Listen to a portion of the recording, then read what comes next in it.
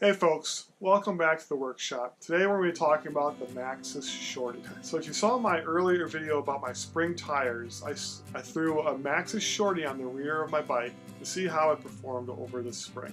The Maxxis Shorty is a mid-spike tire. It's probably best for loose, wet, or soft conditions, but it's also suggested for downhill riding. So I typically like to ride a more aggressive tire, even though the trails here probably don't really need it, but at my size and the amount of speed I'm going in corners, I like to have a grippy tire. So typically I'll run a DHR2 in the back, or sometimes I've run a DHF, and I've tried an aggressor in the rear. And my preference is that go bend to be more towards, I like the DHR2 over the aggressor, even though the trails here are more XC, not really rocky downhill stuff, but more trail, I would call typical trail riding. Most people in the US will see. So on the left we have the Maxxis DHF, and on the right we have the Maxxis Shorty.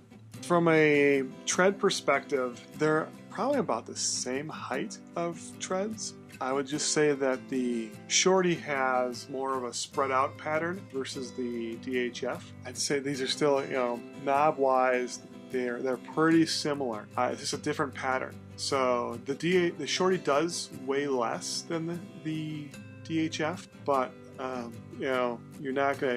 we're not talking about a huge weight savings, and you can definitely see that there's a little bit of a tread difference, which is the reason why I think the Shorty is so good in the soft. So for testing the Shorty, I've taken it to Levis Mounds, Cuyuna Lakes, and several of the local trails here.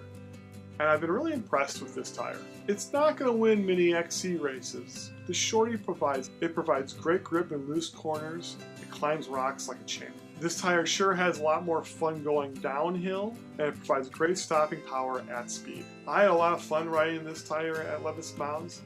The trails there can be a little loose, but there's also a lot of nice rock features there too. So this tire was a perfect combination for spring riding out there. The Shorty was perfectly at home at the rocky sections at Theodore Worth. There's a rock section there on the north loop that I typically struggle clearing, and I was able to clear it every time with the Shorty. And the great job riding down the rocks in Theodore Worth as well.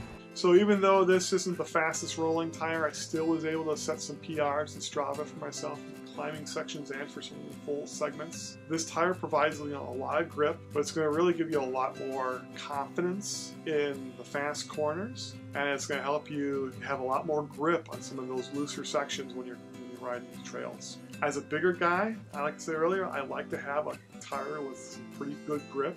So I know it's going to turn over, I know it's going to have some grip to it, and it's going to keep me rolling and not sliding. So overall, I was really impressed with the Shorty. I definitely would recommend you try it. It's depending on where you ride, it may not be the best tire, but if you're in a loose and you're riding rocks, I would definitely give this a thumbs up and give it a shot.